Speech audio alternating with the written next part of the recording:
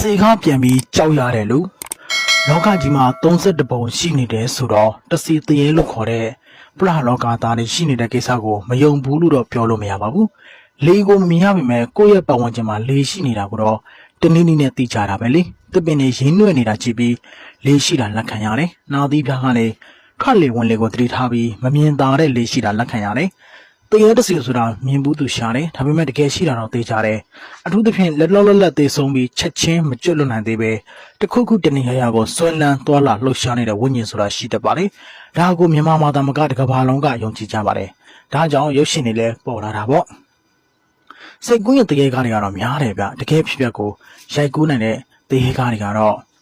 တော်တော်လေးကိုရှားပါတယ်တရေတစီဆိုတာမြင်ရတဲ့သူဟာလိပ်ပြငယ်တဲ့သူတွေဖြစ်တတ်ပါတယ်။ကန်ဆာတာညံ့တဲ့ခါမျိုးမှလည်းမြင်ရလေရှိတယ်လို့ပြောပါတယ်။တချို့ကလည်းတစီတရေကိုကန်ညံ့နေသူတွေသာတွေ့နိုင်တယ်။ကန်မြင့်နေတဲ့ချိန်မတွေ့နိုင်ဘူးလို့ဆိုပါတယ်။အဲ့ဒီဆိုကိုလက်ခံရမလားမဆိုနိုင်ပါဘူး။ကိုတိုင်လည်းတရေတစီကိုငယ်စဉ်ကလေးဘွားကမြင်ဘူးခဲ့ပါတယ်။ငယ်တော့ကပြင်ဦးလွင်မှာပေါ့။ညတညတရေ6တာခံရပူပါတယ်။အဲ့ဒီတော့ကကျွန်တော်သက်10နှစ်မပြည့်သေးပါဘူး။ညဘက်လူချီတိတ်ချိန်အိန္ဒိယပေါ်မှာအရင်မမဲကြီးရွေးရှားနေတာပါ။မမေရပြန်ပြောရမယ်ဆိုရင်အဲ့ဒီမမေအရေးကြီးဟာဂျပန်စစ်သားတယောက်ရဲ့အရေးမဲကြီးပါဂျပန်အုပ်ထုပ်ဆောင်ထားပြီးလက်ထဲမှာတနက်ကင်ထားလို့တွေ့ရပါတယ်တော်သေးတာဟာနေရန်ပေါ်မှာလှုပ်ရှားနေတဲ့အရေးကအခန်းထဲကိုတော့မလာပါဘူးရုပ်လုံးကျော်လူပုံတရံမဟုတ်ပါဘူးနေရန်ပေါ်မှာပဲကပ်ပြီးရွေးရှားနေတာပါ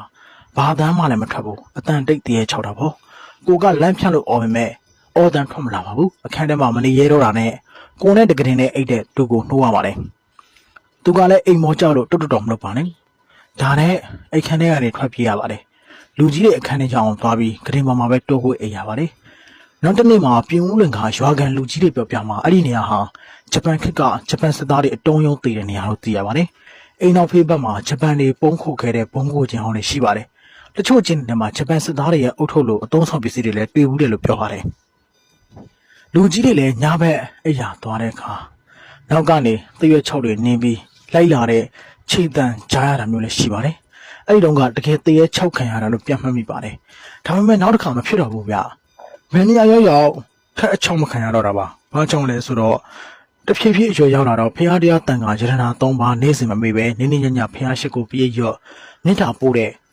ကုသိုလ်တွေကြောင့်ပဲထင်ပါတယ်။ဒီလိုနဲ့အသက်အရွယ်ကြီးရင်ပြီးအသက်50 60ရွယ်ရောက်တော့ဝါတော်တိတ်ခါတော့ကြီးမာတဲ့ဆရာတော်ကြီးတစ်ပါးက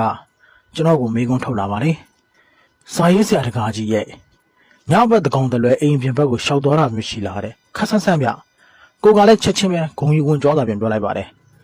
မှန်ပါညဘက်ဒီမှာလည်းပြင်ထွက်တာပါပဲတပည့်တော်စိတ်ထဲမှာတရေတွေတစေးတွေကြောက်ထက်စင်မရှိပါဘူးတဲ့ကိုစကားကြောင့်ဆရာတော်ကပြုံးတော်မူပါလေတကားကြီးကမကြောက်ဘူးဆိုပေမဲ့တရေတစေးတွေကပြန်ပြီးကြောက်မှဆိုလို့ပြောတာပါတဲ့ဘလို့ဖေဟာတရေတစေးကတပည့်တော်ကိုပြန်ကြောက်မယ်ဟုတ်လားဟုတ်တယ်တကားကြီးကဖះတရားမြဲတယ်ပရိတ်တွေပဋ္ဌာန်းတွေလည်းကျွတ်တယ်ဆို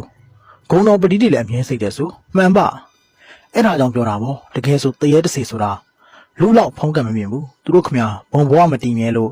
နာနာဘွားဖြစ်လှည့်တဲ့နေရာရှာတာလူကတရေထက်ဖုံးကံများကြီးပုံမြင်တယ်ဒါကြောင့်ဖုံးကံမြင်လို့လဲသူတို့သွားတာလှရှာတာကိုလူတိုင်းမမြင်ရတာပေါ့တရေတစီကိုမြင်နေဆိုတော့ဖုံးကံနေမှမြင်ရတာမှန်ပါဒါကြောင့်ဗုဒ္ဓနုတ္တိမြဲတဲ့တရဏဂုံကိုထုံမွန်းတဲ့တခါကြီးနေနဲ့ပရလောကသားတွေထက်ဖုံးကပ်ပုံမြင်တယ်ဒါကြောင့်နာနာဘွားတွေဟာတကားကြီးနားကိုမကဲ့ရဲတာပေါ့အော်ဒီလိုလားအေးဟုတ်တယ်ကွအကာလညခါဆိုတာတစီတရေတွေလည်းအစာရှာဖွေစားတော့ရတာပဲအဲ့ဒီလိုသူတို့ရှာဖွေနေတော့သီလလုံခြုံပြီးတရဏဂုံပွားတဲ့လူတူရောက်လာရင်မနေတာပဲထွက်ပြေးရတယ်တဲ့သူတို့ဒုက္ခရောက်တာပေါ့ဗျာဟုတ်တယ်တကားကြီးဒါကြောင့်ညဘက်တကောင်မှာအပြစ်မထွက်ဖို့ပြောရတာတကားကြီးတော့စိုးရင်လို့ပြောတာမဟုတ်ဘူးသူတို့ခမပြေးရလွှာရဒုက္ခရောက်ကြရှာမှာစိုးလို့ပြောတာသူတို့ဘာအဆာရှာတဲ့အချိန်မှာအနောက်ရှက်ပေးသလိုဖြစ်မှာဆိုလို့တကားကြီးတင်ပတပည့်တော်သဘောပေါက်ပါပြီဖေဟာဆရာတော်ကြီးရဲ့တမှုထူးခြားတဲ့မိန့်ကြားချက်ကြောင့်ကျွန်တော်အနေနဲ့ဖူးသူရအများကြီးရခဲ့ရပါတယ်လောကကြီးမှာတရေကိုလူတွေမမြင်ရပဲကြောက်နေကြတာပါတကယ်တော့တရေကပြန်ပြီးကြောက်ရတဲ့လူတွေလည်းရှိပါတယ်အခုနားထောင်နေတဲ့ပရိသတ်ကြီးရောဘယ်လိုမျိုးလဲဗျ